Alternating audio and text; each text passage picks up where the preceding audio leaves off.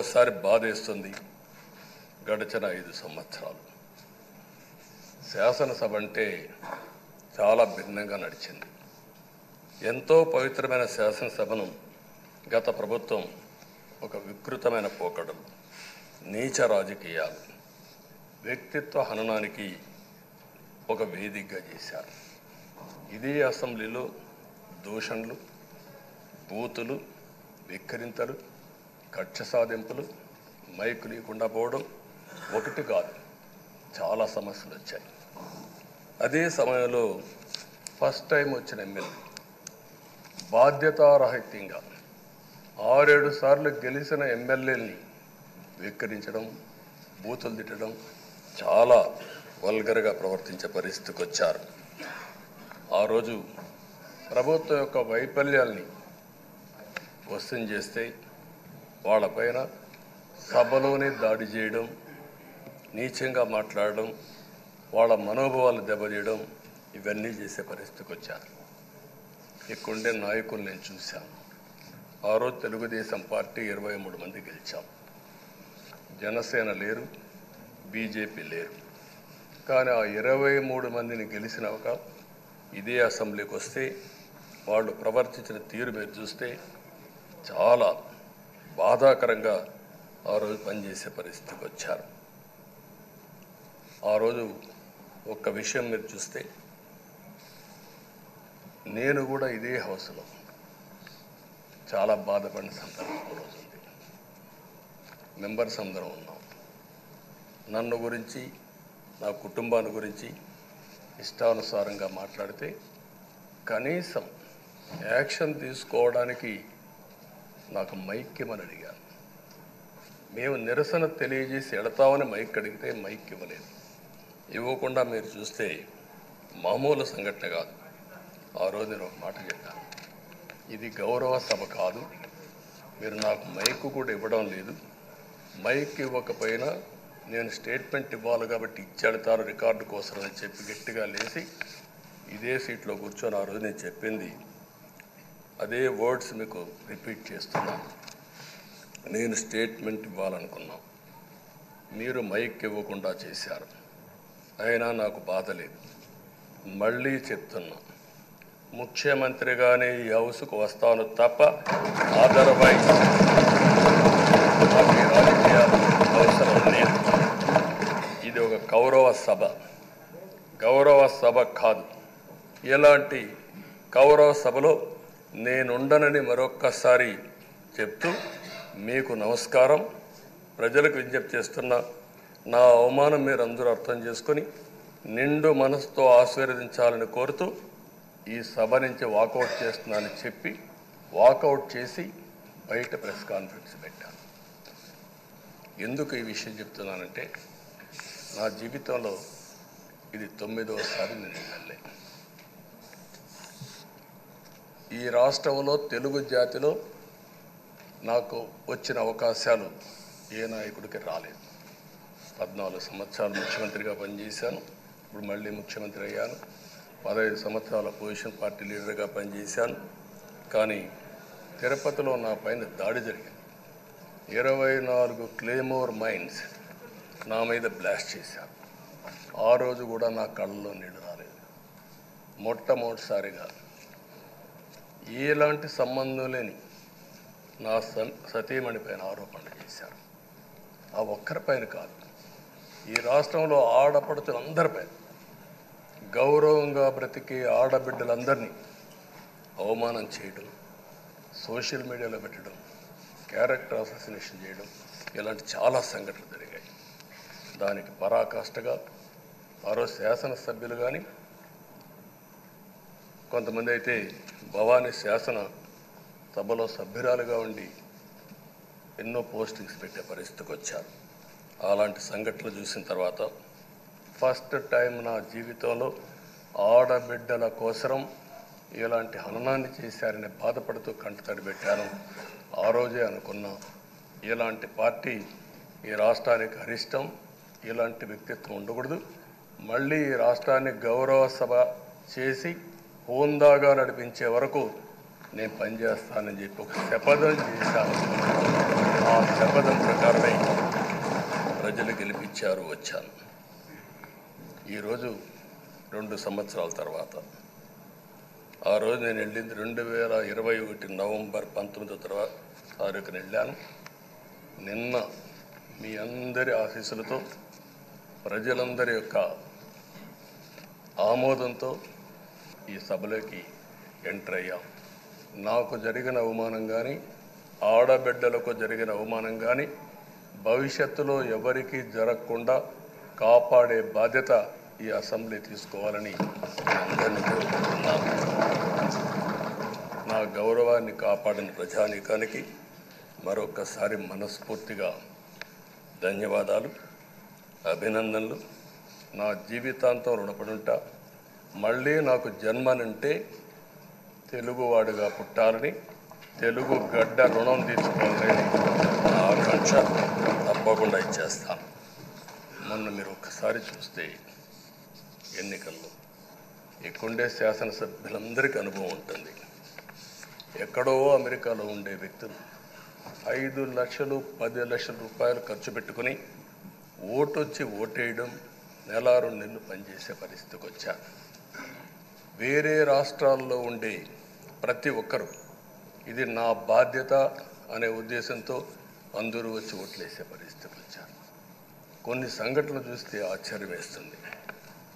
హైదరాబాద్ నుంచి ఎన్నికల ముందు రోజున 55 ట్రైన్లు వేశారు. 55 ట్రైన్లో ఫుట్పాత్ల పైన నిలబడుకొని వచ్చారు.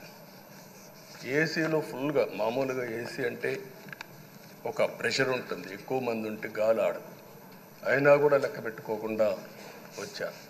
వీళ్ళందరినీ మనం పిలిస్తే రాలా, మనం ఆర్గనైజ్ చేస్తే రాలా.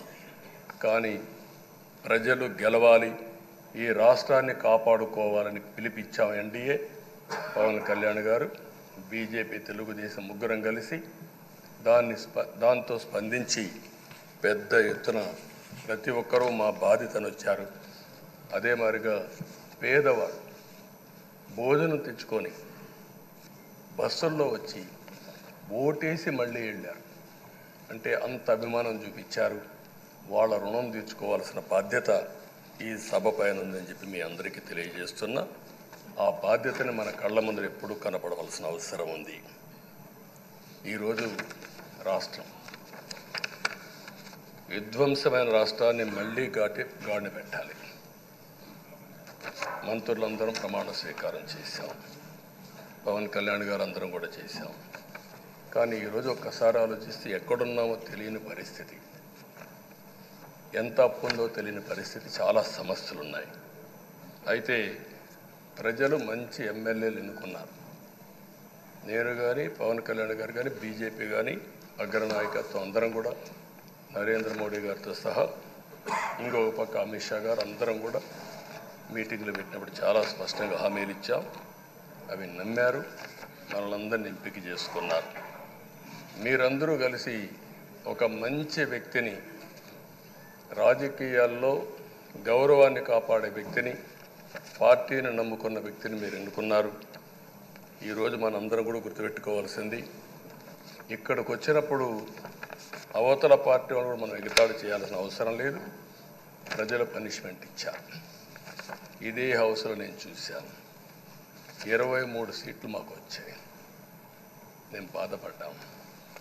కానీ ప్రజాస్వామ్యాన్ని గౌరవించాలనే ఉద్దేశంతో ప్రజాస్వామ్యుతంగా పనిచేశాం. 23వ తారీఖు ఎన్నికల రిజల్ట్స్ వస్తే దాన్ని వక్రీకరించి 23వ తారీఖున దేవుడు రాసిన స్క్రిప్ట్ ఇది, మీకు 23 సీట్లు వచ్చాయని మాట్లాడారు. ఇప్పుడు నేను అడుగుతున్నాను, కూటమికి 164 సీట్లు వచ్చాయి. 1, 6, 4 కూడుకుంటే 11 వస్తుంది. రాష్ట్రంలో దగ్గర 1631 రోజులు అమరావతి రైతాంగం ఆడబిడ్డలు ఉద్యమం చేశారు. ఆ 4 నెంబర్లు కలుపుకుంటే 1, 6, 3, 1 కలుపుకుంటే 11 వస్తుంది. అంటే ఇది కూడా భగవంతుడి స్క్రిప్ట్ అయినా కూడా నేను మాట్లాడడం లేదు, నేను కామెంట్ చేయడం లేదు. ఈరోజు ఉంటే వాళ్ళకు కూడా అర్థమయ్యేది. వాళ్ళు ఉండకుండా పోవడం అనేది వాళ్ళ పిరికితనం తప్ప ఇంకోటి కాదని చెప్పి కూడా నేను మీకు తెలియజేస్తున్నా. అయితే నేను ఇక్కడుండే సభ్యులను కూడా మిమ్మల్ని కోరుతున్నా, మనం ప్రజా సమస్యలపైన దృష్టి పెట్టాలి తప్ప వీళ్ళ మీద కాదని చెప్పి కూడా నేను మీకు తెలియజేసుకుంటున్నాను. ఆ రోజు పవన్ కళ్యాణ్ గారిని అసెంబ్లీ గేటు కూడా తాకనీయం అని పెద్ద పెద్ద డైలాగులు చెప్పారు. 21 సీట్లలో పోటీ చేస్తే 21 సీట్ని గెలిపించిన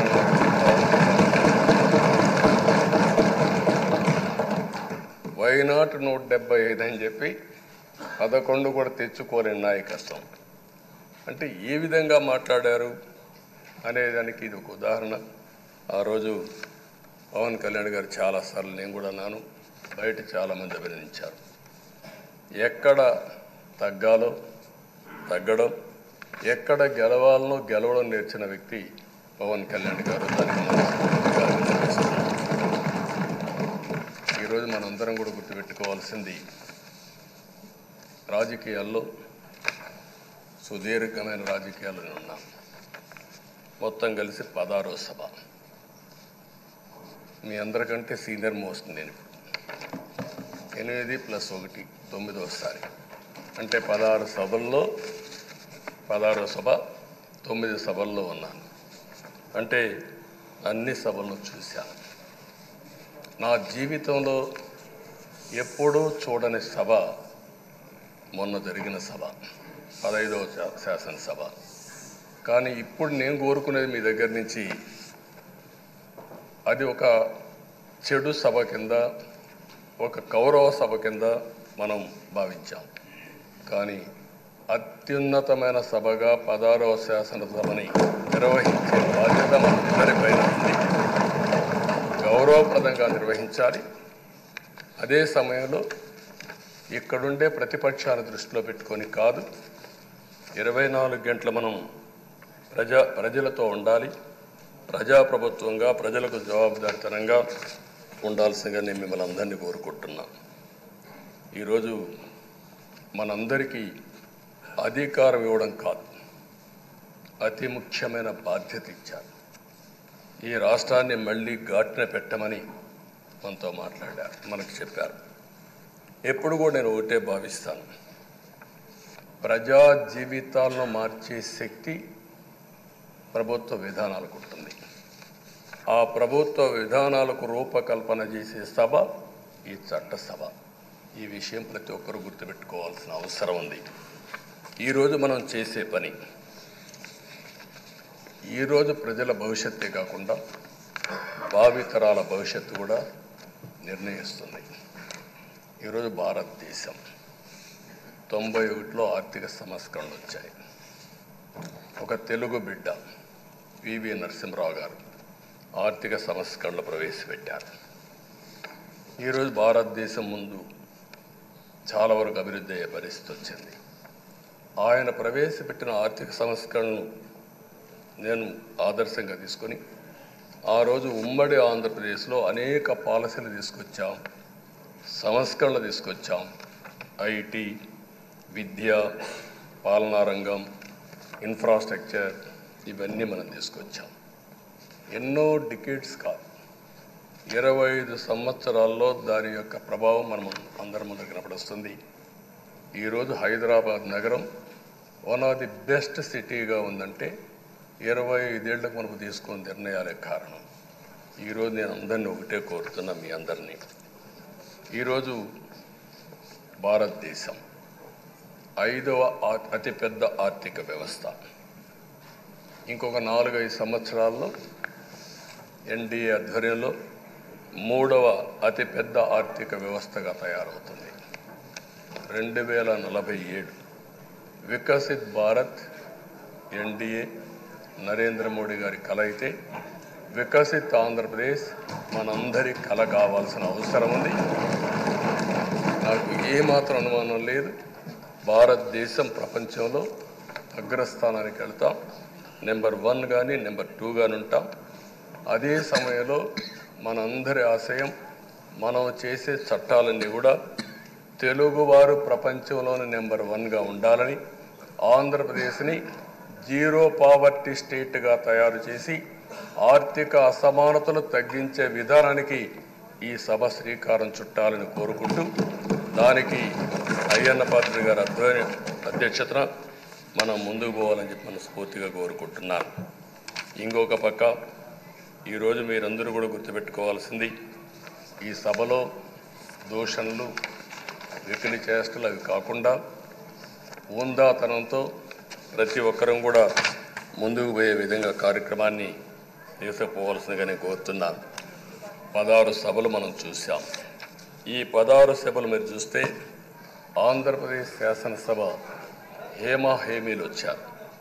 అందులో టంగుటూరి ప్రకాశం పంతులు, ఎన్జి రంగా, నీలం సంజీవరెడ్డి, బెజవాడ గోపాల్ రెడ్డి, తెన్నేటి విశ్వనాథం, గౌత లచ్చన్న, పివిజి రాజు, ఉచ్చలపల్లి సుందరయ్య, అయ్యదేవర కాళేశ్వరరావు, చండ్ర పుల్లారెడ్డి, వావిలాలు గోపాలకృష్ణయ్య, మోటూరి హనుమంతరావు, గుంటూరి బాపనయ్య, కాకాని వెంకటరత్నం లాంటి ఉద్దండులందరూ వచ్చారు.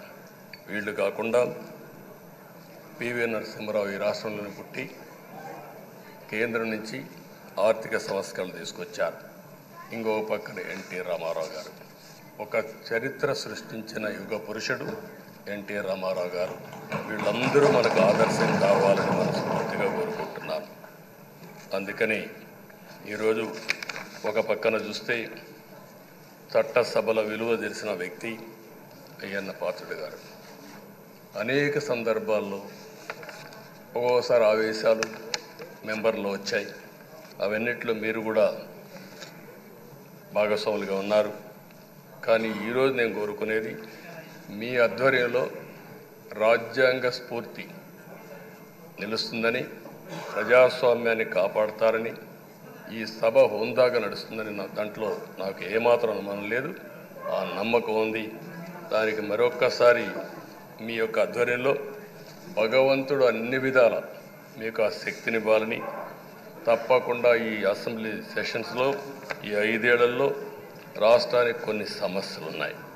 వాటి మీద ఎక్కువ మనం ఫోకస్ పెట్టాల్సిన అవసరం ఉంది.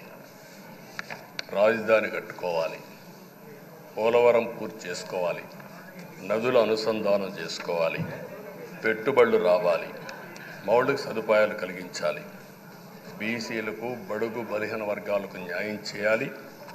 ఏది చేసినా పేదవాళ్ళ దృష్టిలో పెట్టుకొని ఈ అసెంబ్లీ చేసేటప్పుడు మీ అపారమైన అనుభవాన్ని మీరు ఉపయోగించుకొని ఈ సభను సక్రమైన దారిలో నడిపించడానికి మీరు దోహదం చేయాల్సిందిగా మిమ్మల్ని అందరినీ కోరుకుంటూ, ఈరోజు మీ ఆధ్వర్యంలో జరిగే చర్చలు 2047కి తెలుగు జాతి ప్రపంచంలోనే నెంబర్ 1గా ఉండడానికి, ఈ రాష్ట్రంలో పేదరికం లేని సమాజాన్ని నిర్మాణం చేయడానికి, ఆర్థిక అసమానతలు తగ్గించే దిశగా మన ప్రయాణం సాగడానికి పూర్తిగా మీ ఆధ్వర్యంలో సాగాలని చెప్పి కోరుకుంటూ, మరొక్కసారి మీకు భగవంతుడు అన్ని విధాల ఆయురారోగ్యాలు ఇచ్చి ఈ సభను సుజావుగా నడిపించే కార్యక్రమానికి శ్రీకారం చుట్టాలని కోరుకుంటూ మీకు నమస్కారం తెలియజేస్తున్నాను.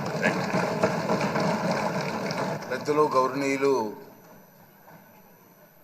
పవన్ కళ్యాణ్ గారిని మాట్లాడవలసిందిగా కోరుతున్నాను.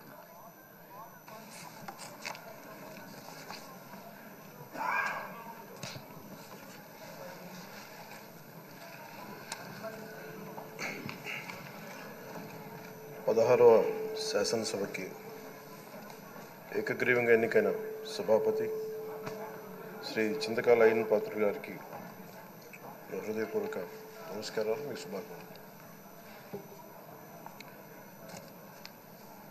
ఇది నేను మొదటిసారి అసెంబ్లీలోకి అడుగు పెట్టడం. ఇలాంటి సుదీర్ఘ రాజకీయ అనుభవం ఉన్న